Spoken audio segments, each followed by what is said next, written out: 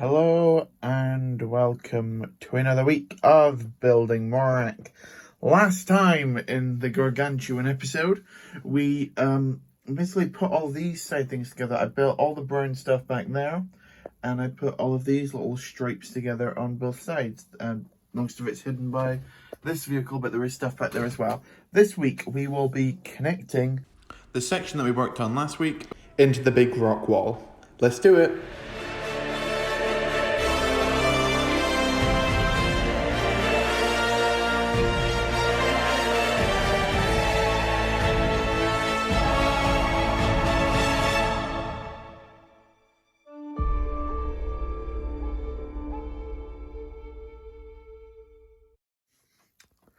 Okay, so you can see I've made a fair bit of difference from the last update. What I've basically been doing is starting to work on the passover from the upwards facing rocks to the forward or top facing rocks. So I've cut down some of the front sections and I moved some of the front sections forward to make it look a little less even than it was before. So I put some lime green into this top instead of just dark tan, as well as some olive sections. My primary color scheme of this of my grass work, as I mentioned before, you can probably see them all three in the same shot here, is primarily lime green with a touch of olive green and a touch of spring light green. Now, dark tan and olive green is one of the strongholds of LEGO Star Wars color schemes, but it's kind of been done by a lot of people who are better than me at mop building, so I wanted to go for something a little bit more different, and as Morak is a fairly tropical planet, I felt like going for lime green was more of a tropical colour, but mixed in a bit of olive green just to make it, just to keep a bit of realism, in this fantasy space plastic Lego build. I've got to keep it realistic, you know what I mean? And then this lighter colour is just to bring a little bit of pop to it, because this isn't a colour that I typically go for very often. This is literally all of it that I have. So yeah, it's just something a little bit new, and I'm excited to test out and play around with it. So you can see here, this is what I mentioned before about just the different bits of colour scheme here with just a couple of plant bits dotted in. So I'm excited to keep going along with this. I'm happy with this big plant leaf hanging off the edge here. I'm really happy with that. That is achieved via one of those minifigure stand pieces. And I think it looks really cool. Great, let's actually get some detail down. Okay, so moving along, you can see I've finished my first little section here, that being this corner. I think the lighting's a little bit different, sorry about that. Just as I said, the mix of those three colours together I think works really nicely. Now, I wasn't the first originator of this colour scheme. I don't claim to be. It was inspired by two builders, and that being Excluse and Brickopotamus.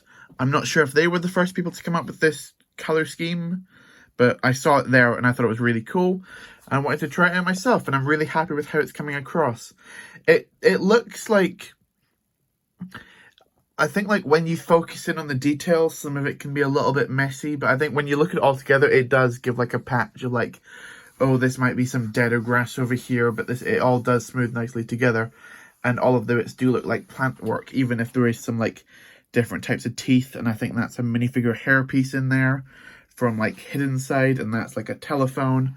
But all together, it does look like different plants and vines and things like that, and I think it works really nicely all together. So let's continue that along the rest of here. Okay, so after a fair amount of time, you can see this is where I've gotten with the foliage. I've gotten halfway across. You can see that's where the two base plates split apart there. This side, all the foliage is nice and done. And I think it does look a lot better with this type of lighting on. I really love how this has all come together with all the different teeth and different blades of grass. Yeah, I just really love this colour scheme. Let's add in some trees. Okay, so you can see here, I've gotten through about half of the foliage. There's where the two base plates break apart. That half still needs to go. Well, obviously I've done the front bit and done the back bit. I just need to connect it in the middle Whereas on this side, I'd consider all this foliage pretty much done. You can see here, these brown logs are obviously markers for where my trees are going to go. They're not done yet. That'll be a separate episode. And obviously these are not final for the trees. You can see I want them quite far apart so you can both see the foliage and the juggernaut behind them. I don't want these to completely take up all the space. So I'm probably just going to have about 6 or 7 trees covering this entire bit.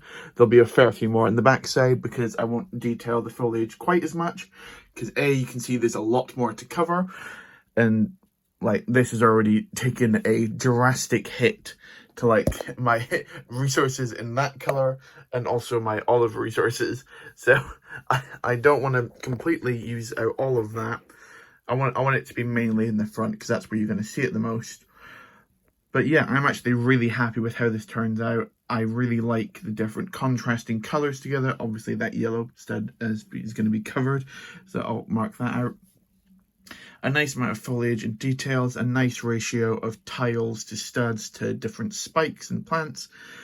And yeah, I'm super happy with how this has come across and I cannot wait to continue it over here. Okay, and there we have it. I think I'm not going to be able to finish that tonight because I'm basically completely out of parts. Yeah, so I've got a fair amount done. I won't be able to get a little bit more done, but as far as this week's progress, this is really all we've got done. And it is a lot more than it looked. I know it doesn't look like a lot, but like, yeah, detailing all of this is not as easy as it seems, but I am really happy with how it came out. As I said, I really like the overall effect, and I love all the different color changes. Yeah, a couple of people, just a note on last week's episode, there was a couple of things that I asked at the end. The first one was about the distance between these two vehicles. A couple of people said it was okay and they didn't mind the distance. I just think about seeing the back details on that tank and I really wish those were a bit clearer. What I realized I can do is that this entire brown segment in the middle obviously can be pulled out and moved. So what I'm going to do is literally, if you see that crack down there, that's where the brown section starts and the one is. So you can see it's right between my two sections that I need moving. What I'm going to do is basically just add a new buffer in there. So basically move this brown section 2 studs forward and just put another set of those teeth and another set of tile or whatever in between. So literally just push this 2 to the right. I know that might mess up some of these like brown sections, the dark brown sections. Like you can see there's some over there, but this one's probably the most clearest. That might mess up some of the placements of those, but literally just add another tooth there. I think an extra 2 studs gap in there will just give like that perfect distance that I was looking for. So I'll be really happy with that. The other thing that a lot of people were saying about was that this medium nougat section looked a little bit too unnatural and they wanted me to like dot some reddish brown in there. I get what you mean, and I know that's what I thought as well, but I don't think putting reddish brown tiles in this section would look that good, particularly. I think it would just make it look like way more like blocky and just like not, I was about to say not realistic. It already doesn't look realistic, but I think I'm going to keep it the way it is. That's just because how I like it a little bit more personally. But yeah. So thank you for that feedback. I really do appreciate it, and I do take it into account always, even if I don't always follow it.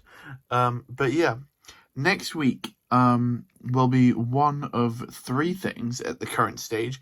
It'll either be me trying to finish this with the pieces I have left. I do need to put in quite a few bricklink orders for the next section to come through.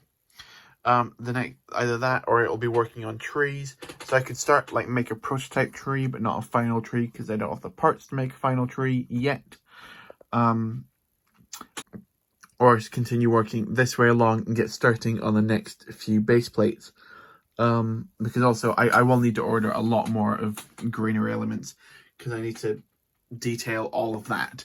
So yeah, that'll be an ongoing like task over the long period. So like once I've finished this front section and done the trees, I won't move directly onto that because I'll just be ordering parts over time for that. I'll move on to the next section. But yeah, hopefully you enjoyed this week's update. If you did, like the video, that's what the like button's there for. Comment if you like my new grass technique and think it looks cool and think it looks really interesting. Thank you again to the builders, Brickopotamus and Exclues, for introducing me to this colour scheme. I really enjoy it and I'm really happy to be working with it. And subscribe if you want to see me continue this mock, because yeah, it's a pretty cool mock, I think. Yeah, so thank you for watching this week's video. I really do appreciate it, and goodbye.